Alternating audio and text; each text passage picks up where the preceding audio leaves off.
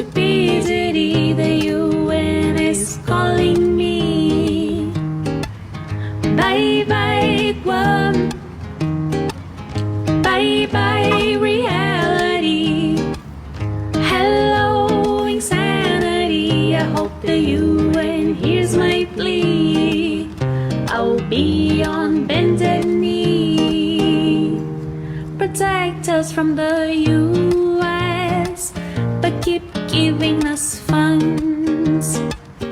Don't investigate our politicians. It takes away all our fun.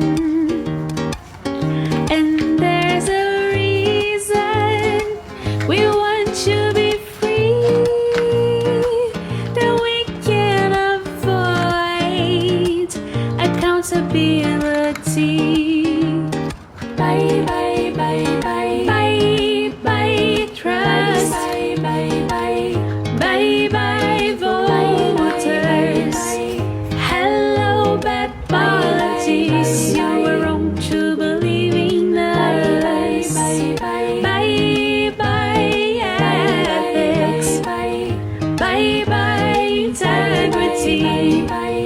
Hello insanity. We're making money over hand and feet. My re-election will be guaranteed. We'll make more promises and tell more lies. We just want a piece of the pork barrel pie. We'll say what we have to get back in. Hope the voters will be gullible again. Bye bye hope. Bye bye security. Hello calamity. To hell with the economy. We'll take your money on a spending spree. Bye bye my Guam. Bye bye.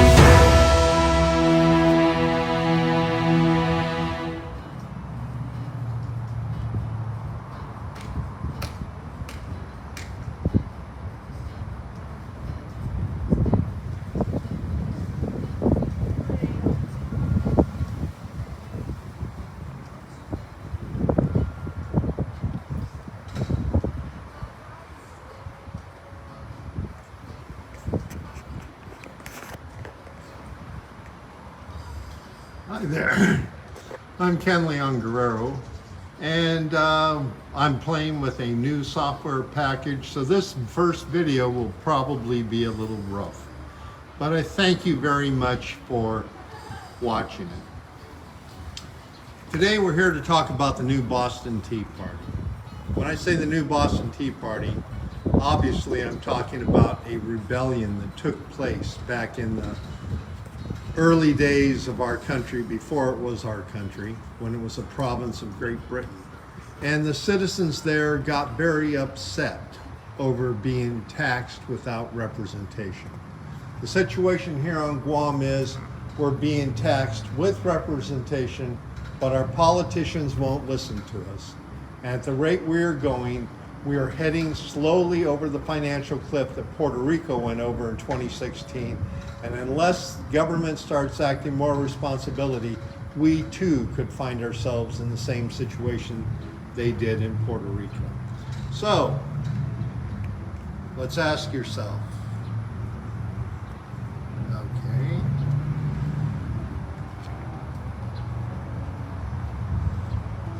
are you better off today than you were 4 years ago? Now, for most people I know, the answer is going to be no. And that was even before the pandemic, because in 2019, government of Guam was in financial trouble already.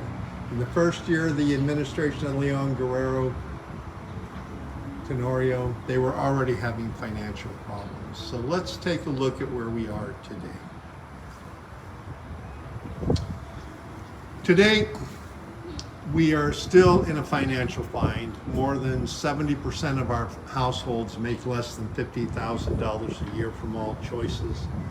And we've got probably 25 to 30% of our workforce out of a job or on severely reduced hours so that they can no longer afford to live the kind of life they did prior to the pandemic.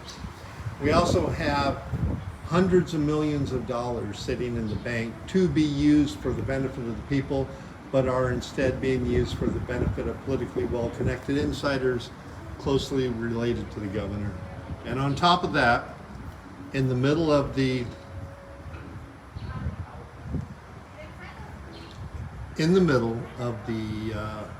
like I said, this is going to be a little rough. In 2021, while our island was still in its 20th month, 24th month of lockdown for the public health emergency, our government officials went to Washington, D.C. at taxpayer expense, and a very expensive trip it was indeed, begging the United Nations for relief. Oops, here we are. I promise you, we're going to get this worked out.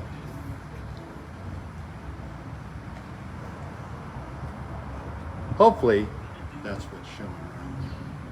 But there we go. So, our government officials continue to waste tens of thousands, hundreds of thousands of dollars in an effort to sever our relationship with the United States at a time when more than 50% of the budget of government of Guam is heavily dependent on grants and funding from the federal government. That's the state of our island today. And on top of that,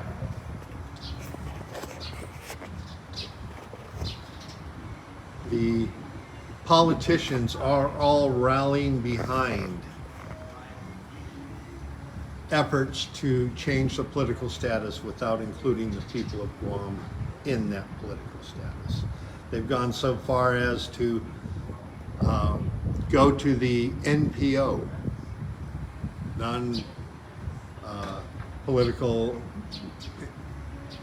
it's a weird-ass organization, but we're spending taxpayer money asking these other countries to take care of us. And then on top of that, we're talking, as a result of the never-ending pandemic emergency, we're looking at hundreds of thousands, millions of dollars being spent on sole source contracts, not necessarily in the best interest of the people of Guam, as we saw with the Pacific Stargate debacle. And in the meantime, our senators still refuse to support legislation that limits the governor's ability to call an endless stream of public health emergencies. So let's look at what our government is supposed to be doing right now. Our government has three major functions, and as you can hear, we have Air Force planes flying over right now. Ah, the beauty of live broadcast. So we'll just hold on a second.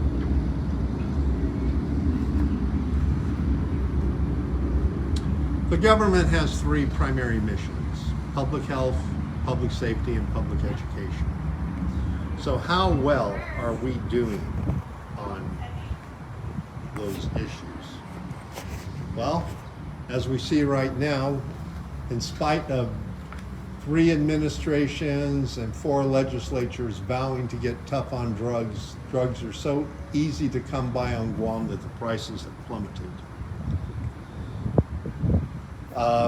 Education is still struggling as politicians play squirrel reindeer games and political squirrel with the funding. And our public health care crisis is only getting worse. So we have to ask ourselves, what have politicians done for the past 4 years to make the people of Guam safer, healthier, and smarter. Well, I won't say they haven't done anything. After all, they, okay,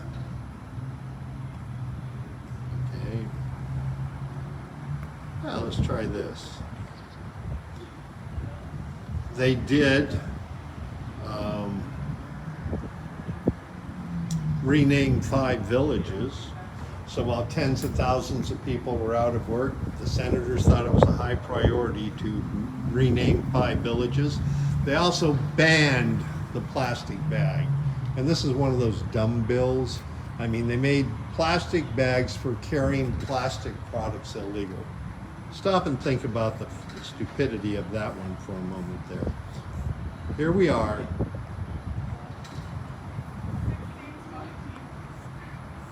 Still learning how to do this. Okay.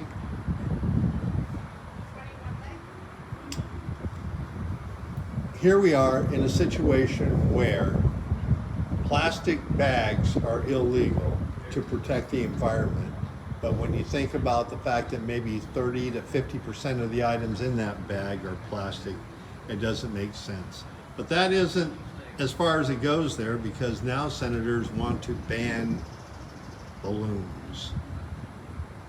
And, you know, I mean, in addition to that, they also wanted to lower the rate of consensual sex between children, really. They wanted to lower down the age of consent down to 14. So remember that when you go to the election. I mean, it didn't pass, fortunately, but the fact that these senators tried and the Attorney General testified in support of the bill makes you wonder.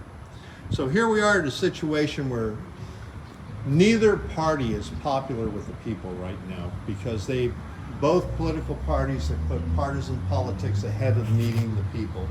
Even here on Guam, only 4% of registered voters identify as Democrats, 2% identify as Republicans. That means 94%, 94% of all voters consider themselves to be independent. So we have to ask ourselves, why? When in the coming election, we have to remember this. Governments are instituted among men, deriving their just powers from the consent of the government. That's the 3rd paragraph in the Declaration of Independence. And on top of that, this is my favorite quote. Who governs the governors? There's only one force in the nation that can be depended upon to keep the government pure and the governors honest, and that is the people themselves. They alone, if well informed, are capable of preventing corruption of power and restoring the nation to its rightful course if it should go astray. They alone are the safest depository of the ultimate powers of government. Thomas Jefferson. I believe that, and that's why we are having the voter initiative process today. Over the next 3 weekends, we're going to be completing the mandatory requirements of having public voter education meetings in 10 villages. The schedule will be coming up here in a second. And in these meetings, we're going to be talking about why it is so important for us to take control of the legislature into our own hands. Because senators have passed some election reform law, but they have not reformed anywhere near the amount of election laws that should be reformed. And right now, government of Guam is heading to the edge of the financial cliff that Puerto Rico went over in 2016 and became the largest bankruptcy case in history, because their politicians indebted the people to bond after bond after bond, and borrowing and borrowing. And we have the situation right here where our senators, even though they passed a law requiring voter approval of any bond over $25 million or more, or any increase in fees, they routinely, as you can see, in any bond bill or any borrowing or any fee increase, put that little clause, this measure not subject to approval of the voters. Which is really interesting because they're, on one hand, they're too chicken shit to eliminate the law because they don't want to come across to the voters as being anti-voter. But on the same hand, they will pass law after law, bill after bill, debt obligation after debt obligation, which makes our government poor. I think right now about $200 billion of our tax collections go out in bond payments right now. So unless we reverse that, we're going to be the second territory going to Washington, D.C. requesting financial assistance from the government. So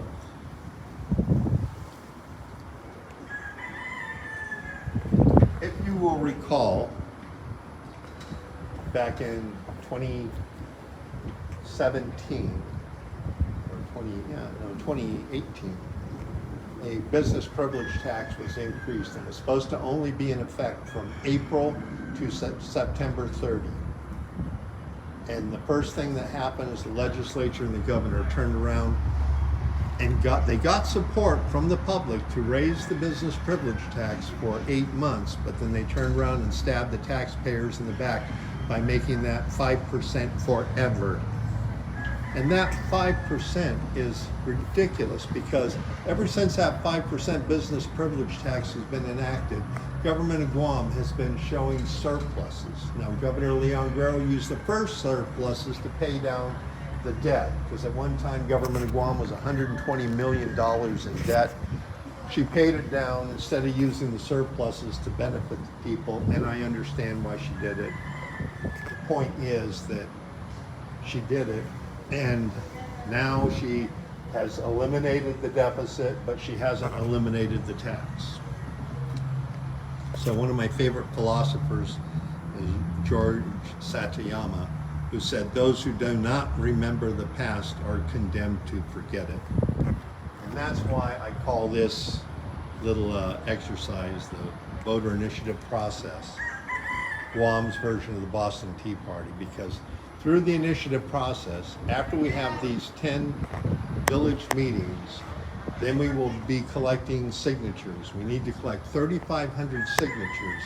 And as soon as we collect the 3,500 signatures, then we're going to vote on the initiatives. And here are the initiatives I'm proposing to make government stronger, better, more democratic, and more responsible to the people. The first one is no primary election, because a primary election serves to protect the political parties. It gives political parties control over who gets to run in an election and who gets to represent the people. The way the current laws are set up now, no independent candidate has a chance in hell of getting elected here on Guam. And that's just the way the parties like it, because the parties can't control independents, but they can control party members. Remember back in 2018, or 2016, when they almost threw out Mike St. Nicholas because he refused to sign the loyalty pledge to the Democratic Party. So we need to eliminate that, because once we eliminate that, then we have an opportunity. Hold on, we're still figuring this out here. Okay, that's my A, and here's my B.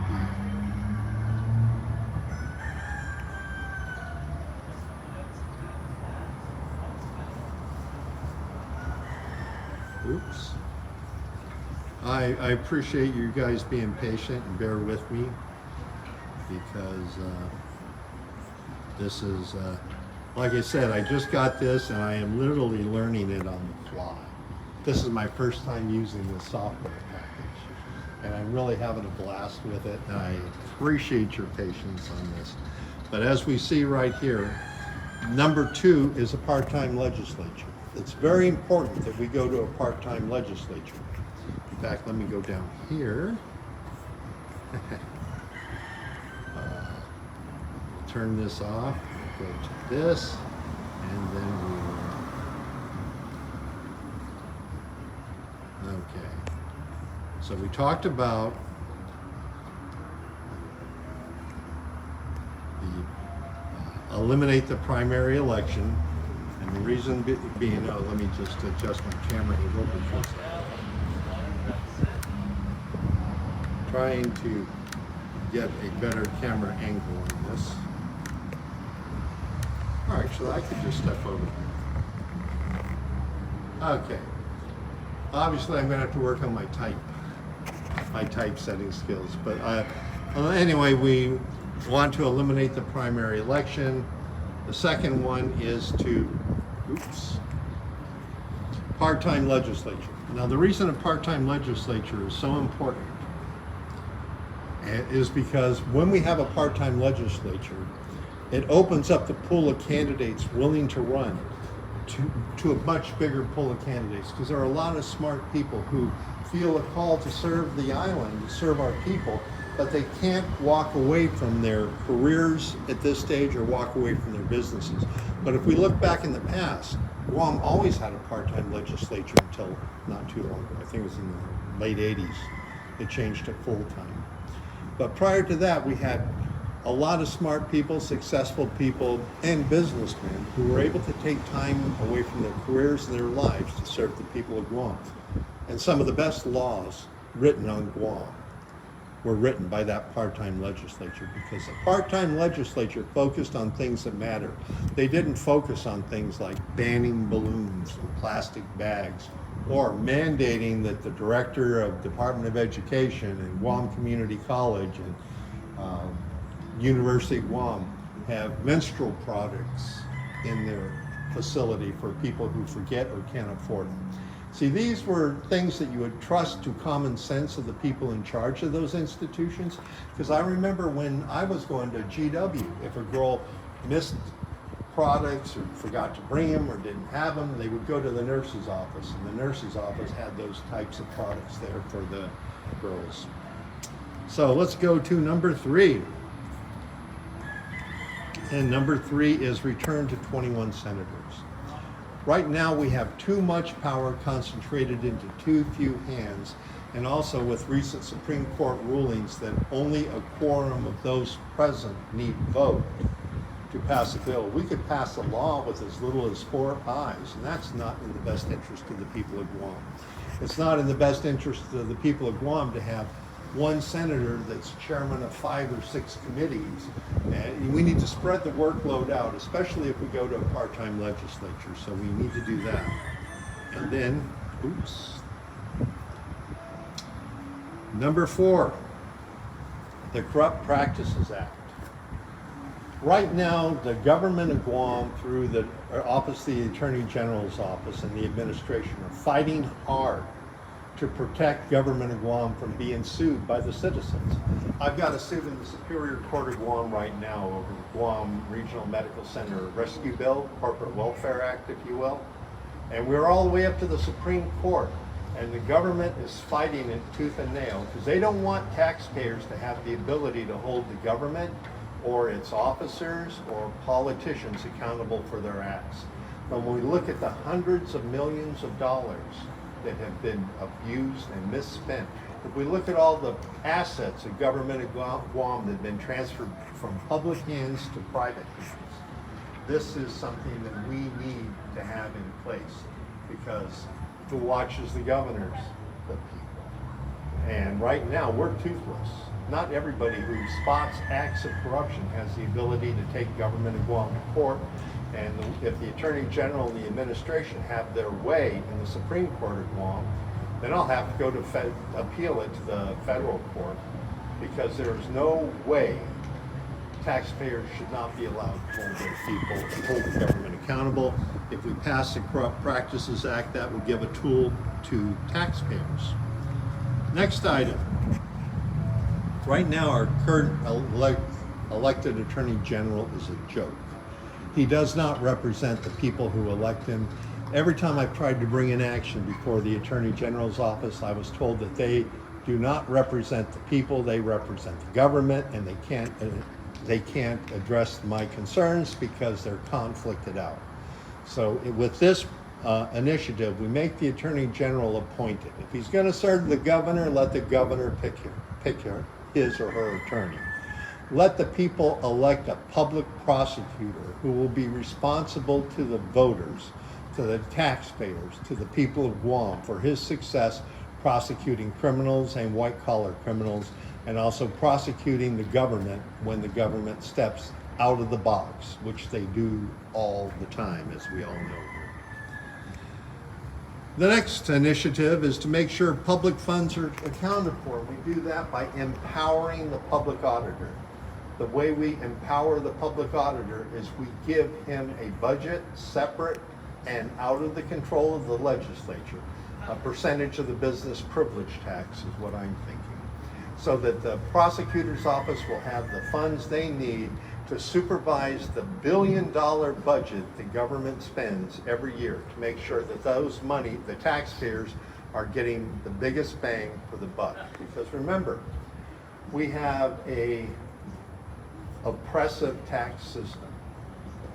Our taxes are getting worse. And we have a population that's trapped largely in low-wage service sector jobs. It's gotten to the point now where you need to be making $20 an hour take home, all sources, minimum, just to cover food, shelter, and transportation. Never mind the luxuries like vacations or cable TV, things like that. Just covering food, utilities, rent, and transportation. So we need to make sure that the Office of Public Auditor not only has a budget, because right now he's short-staffed because they cut his budget and he's short of auditors. And that's delaying the appeals process, that's delaying investigations, it's delaying audits, especially at a time when we're seeing so much obvious fraud. When we're seeing so much obvious fraud, it scares me to think of how much fraud is underneath the surface that we haven't even seen yet. So, moving on to the next one. That is the 6 initiatives. So let me put them back up again for you. And like again, I appreciate your patience. Oops. No primary election. Part-time legislature. Return to 21 senators. Corrupt Practices Act. Empowered public prosecutor. Elected public prosecutor, empowered public auditor. And if we are successful at passing those initiatives, we will make the government of Guam more responsive to the people. And that is the way it should be. So here are the meetings. Saturday, 10 o'clock to 2 o'clock, we will have a meeting here in the parking lot of Avenue. I know what you're thinking. How can he do that? Well, this is a public facility owned by taxpayers. And last election, the Democrat Party held a Democrat Party function several times here. They held a Democrat Party rally here and election here. And then they had a Democrat fundraiser. So we're having a public education effort starting here at Adelu. And we're also going to be inviting candidates who are running for office to set up a pop-up here in the parking lot so people have a place that they can come by and safely, with COVID, the Omicron and COVID protocols, masks and distancing all observed, collect signatures, because we need to get new people into the legislature. And one of the challenges new people have running for office is the ability to collect signatures, especially during this time of COVID. So I'm encouraging anybody interested in running for office, tag along and come out here to Adelu parking lot Saturday, the 5th of February from 10 a.m. to 2 p.m. Set up a pop-up and reach out to your friends and family networks, and let's work together to get everybody as many signatures as possible, while at the same time we educate voters on the voter initiative. Let's see, where are we now? Oh yes. For those of you, okay, here we go. Okay.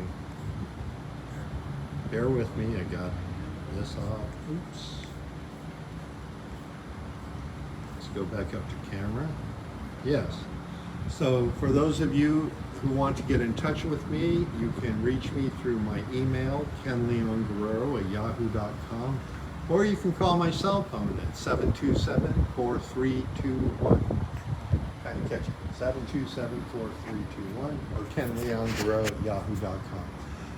Ordinary people like you and me working together is what it's going to take our government back, away from politically well-connected insiders, serving the needs and financial security concerns of those, and redirect it so it serves the needs and financial security interests of the people. I'm Ken Leon Guerrero, and thank you very much for bearing with me through this first presentation. I look forward to seeing you all Saturday here in the parking lot at Adler's from 10 a.m. to 2 p.m.